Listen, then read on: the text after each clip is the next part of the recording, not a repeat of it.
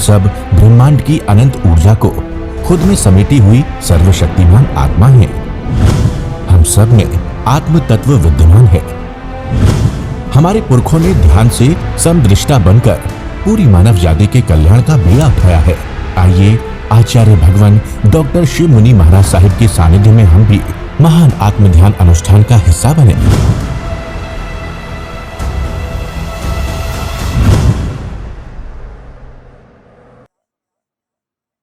महावीर की साधना क्या थी? महावीर की सारी साधना पराक्रम की थी, पुरुषार्थ की थी, स्वयं के बल पर आगे बढ़ने की थी। महावीर किसी परमात्मा को आश्रय स्वीकार नहीं करते। कोई देवी देवता, कोई परमात्मा, कोई अन्य शक्ति तुम्हें आकर के तुम्हें उभार देगी, तुम्हें ऊपर उठा देगी, ये हो ही नहीं सकता। तुम्हारा अपना पराक्रम, पुरुषार्थ। महावीर का दर्शन, जैन दर्शन पराक्रम का है, पुरुषार्थ का है, अपने बल पर, अपने कंधों पर चलने का है। यहां कोई प्रार्थना, आराधना, पूजा, अर्चना, देवी देवताओं का कोई स्थान नहीं। तो कैसी थी महावीर की साधना, उसकी हम चर्चा करेंगे आज। साधना को जानने के लिए जो साधना में बाधक तत्व हैं, कौन कौन से बाधक तत्व हैं जो हमें साधना करने नहीं देते, उसका भी आज चिंतन करेंगे। पहला है आलस।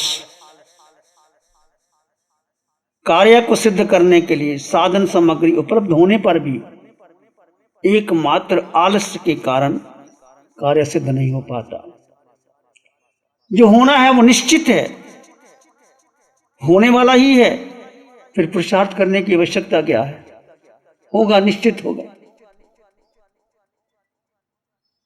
महावीर जानते थे, वो अरिहंत थे कि इसी भाव में मुझे मोक्ष प्राप्त करना है। परंतु महावीर ने 12.5 वर्ष की कठोर साधना क्यों की? इंद्र सामने खड़े हैं, प्रार्थना कर रहे हैं, प्रभु हम रक्षा करें आपकी। प्रभु ने कहा ऐसा हो ही नहीं सकता। आज तक कोई अरिहंत किसी के सहायता से अरिहंत बना हो? नहीं। देवराज इंद्र, मुझे किसी की जरूरत नहीं। ऐसा पराक्रम कहा गया, सिंहों के नहीं लेड़े, साधु चले ना जमात। सिंह इस संगठन में विश्वास ही नहीं करता। कभी देखा है 10-15 सिंह इकट्ठे होकर के जा रहे? जंगल में अकेला सिंह चलता, सिंहों के नहीं लेड़े, साधु चले ना जमात। जमात बना करके साधु नहीं चलता, अकेला, निर्ग्रंथ अकेला। जितने भी तीर्थंकर हुए हैं अकेले गए, उनके साथ में आते रहे पर वो अकेले निकले। तो महावीर की साधना एकाक की है, ध्यान की है, मौन की है, साधना की है। तो पहला जो बाधक तत्व है आलस। कार्य सिद्ध करने के लिए 5 तत्व चाहिए। याद है आपको 5 तत्व कौन से हैं? काल, स्वभाव, नियति, कर्म और पुरुषार्थ। 5 चीजें मिलते हैं तो कार्य की सिद्धि होती है। काल, स्वभाव, नियति, कर्म और पुरुषार्थ। 4 मिल जाए, पुरुषार्थ ना हो तो कैसे होगा? पुरुषार्थ बहुत जरूरी है। प्रभु महावीर जानते थे इसी भाव में मुझे मोक्ष होने वाला है। फिर भी महावीर के 12.5 वर्ष का पुरुषार्थ रहा। महावीर की चर्चा करेंगे पुरुषार्थ के बारे में। मैं आपसे पूछता हूं, आप क्या पुरुषार्थ कर रहे हैं? कौन सा पुरुषार्थ कर रहे हैं? कैसा पुरुषार्थ कर रहे हैं? पुरुषार्थ आचारांग सूत्र के अंदर पुरुषा परमचक्षु विपरीकम्मा, भगवान की गाथा है। पुरुषा परमचक्षु, हे निर्मल ज्योति वाले पुरुष, तू पराक्रम कर। कौन सा पराक्रम? बोलो, कौन सा पराक्रम? सबसे ज्यादा पुरुषार्थ जीव का जीव में स्थित होना। जीव जीव में स्थित हो जाए। और कितना स्थित हो पाती है देखो, 1 मिनट के अंदर 5 बार तो मन जाता होगा इधर उधर उधर। और आज की साधना, कल की साधना, देख कोई भी साधना भगवान की उठा करके देख लो, जीव का जीव में स्थित होना। शुक्ल ध्यान, ये शुक्ल ध्यान है। आर्त रौद्र धर्म, आर्त रौद्र तो भगवान ने काली का छोड़ दो, क्योंकि मूल कारण आर्त रौद्र में, संसार का कारण आर्त रौद्र का है। कर्तापन, मैंने किया, उसने किया, अहंकार, ममकार, तेरा मेरा, शिकवा शिकायत, जिंदगी भर हम शिकवा शिकायत करते रहते हैं। आर्त रौद्र में आता है, कर्म बंधन का कारण है।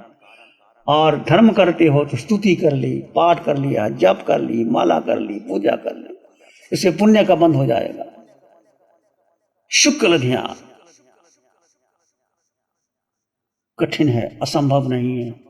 भगवान ने कहा पंचम काल में तुम शुक्ल ध्यान कर सकते हो, पंचम काल में अक्षय समगति प्राप्त कर सकते हो। इसमें पुरुषार्थ करना है, ये पुरुषार्थ है, एक ही पुरुषार्थ करना है। मैं पुरुषार्थ करने के लिए जड़ और जीव का भेद, अभी हमारी पूर्णता नहीं हुई। हम कह देते हैं ये शरीर अलग है, आत्मा अलग है, जड़। जड़ का मतलब क्या है? ये जड़ के प्रति आसक्ति है, ये मोह है, बहुत दुखी करता है।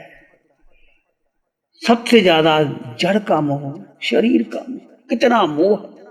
देखो, जरा सा कोई घाव हो जाए, जरा सा जुकाम हो जाए, बुखार हो जाए, सब छोड़ देंगे।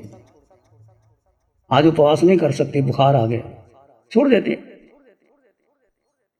और जब जब आप तप करोगे, ध्यान करोगे, शरीर पर उपसर्ग आएगा, निश्चित आएगा। मान करके चलो, तुम कौशक करो 1 घंटे, आधे घंटे का, कोई ना कोई उपसर्ग आएगा। आप 3 बातें मुख्य हैं पुरुषार्थ की। जड़ और जीव का भेद करते रहना। भेद की परिपूर्णता नहीं हो पाएगी अभी। परिपूर्णता कब होगी? जब केवल ज्ञान होगा। पर केवल ज्ञान के नजदीक 50%, 60%, 70% ऐसे तो आगे बढ़े।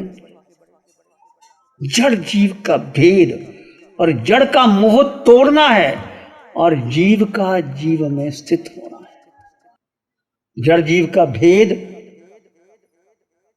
और जीव का जीव में स्थित होना। और तीसरा, मैं जीवात्मा पर श्रद्धा करना। चलो ये मान लेते हैं, एक फंडामेंटल। और उदय कर्म को स्वीकार कर लेना।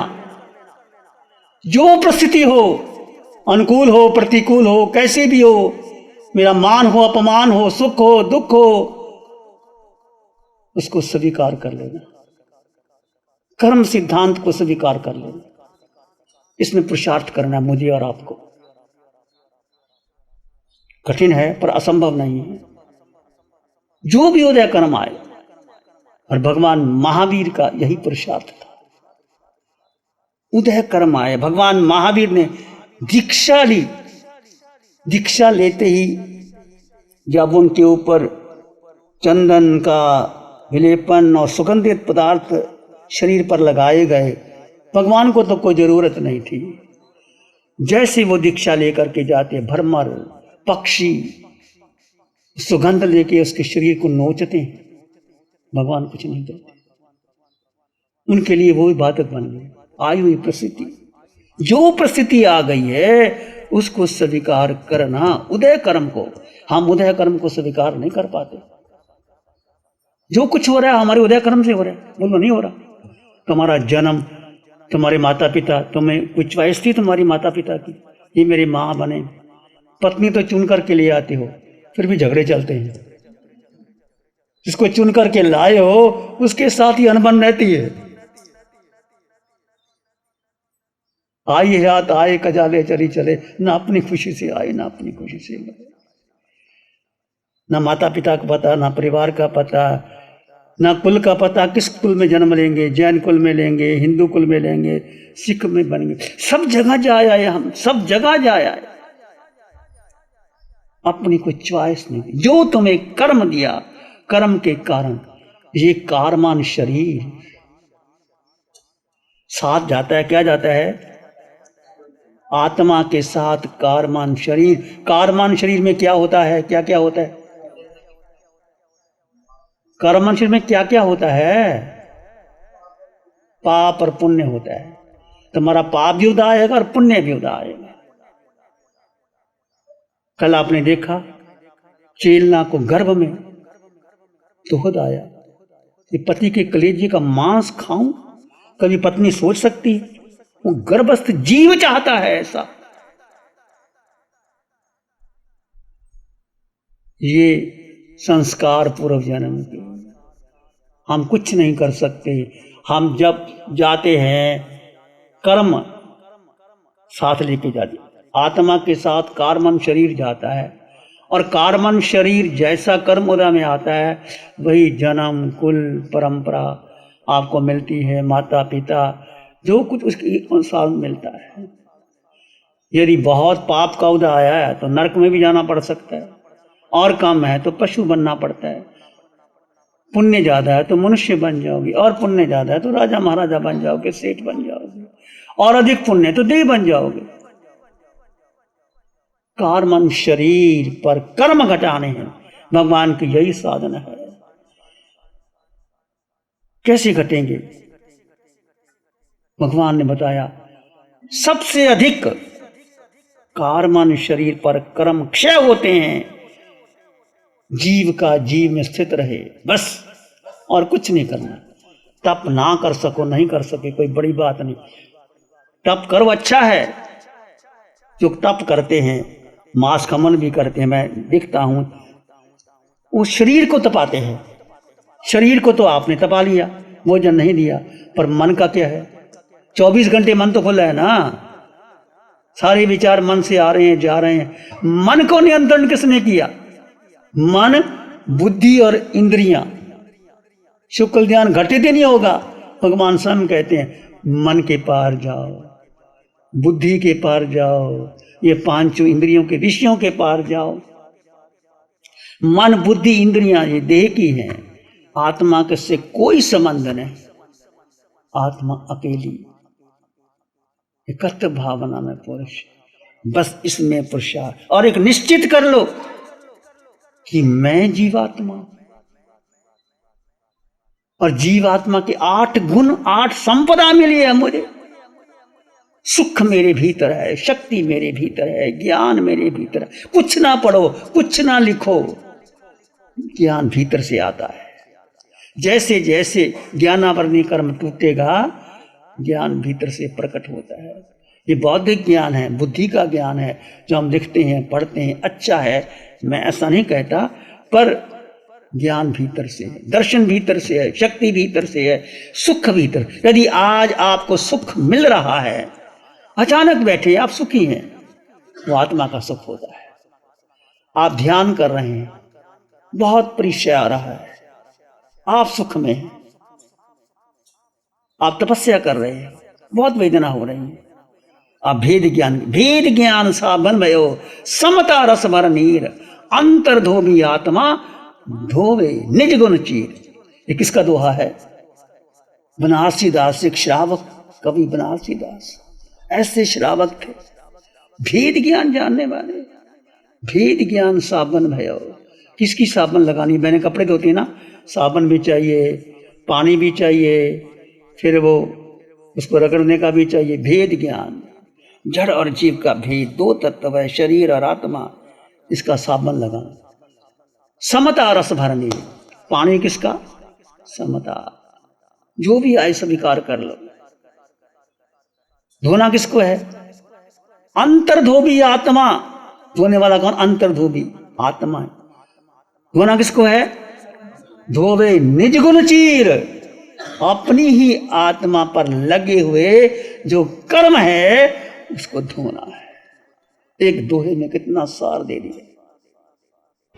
प्यारी गुरुवाणी है बड़ी। नमो अरिहंतानंग नमो सिद्धानंग नमो आर्यानंग नमो वज्रायानंग नमो लोय सत्साहुनंग धम्मो मंगल मुखीठम अहिंसा संयमो तमो देवावित्तं नमं संति जस धम्मे श्यामं। श्री चत्तारी मंगलम अरहंता मंगलम सिद्धा मंगलम साहु मंगलम केवली पानत्तो धम्मो मंगलम। चत्तारी लोग उत्तम, अरहंता लोग उत्तम, सिद्धा लोग उत्तम, साहु लोग उत्तम, केवली पानत्तो धम्मो लोग उत्तम।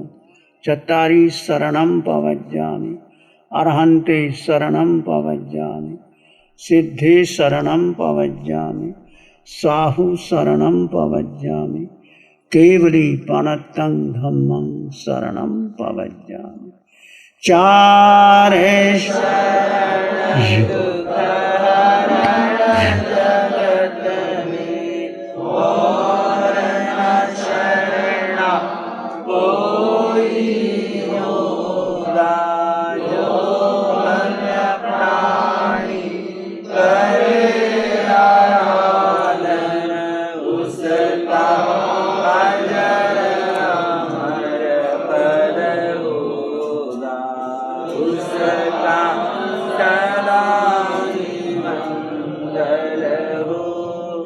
साठ सालों से अधिक समय से KGOC ग्रुप अपने हाई प्रिसिशन प्रोडक्ट्स जैसे staplers, staples, staple removers, paper punch, gun tacker, tape tool, pneumatic tool, industrial staples, stitch wire, scissor और किचन में यूज होने वाले कुछ प्रोडक्ट्स जैसे नाइफ, पीलर्स इत्यादि के द्वारा दुनिया के कंज्यूमर्स और अन्य बिजनेस पार्टनर्स को अपनी प्रोडक्टिविटी, एफिशिएंसी और क्रिएटिविटी निखारने में मदद कर रहा है।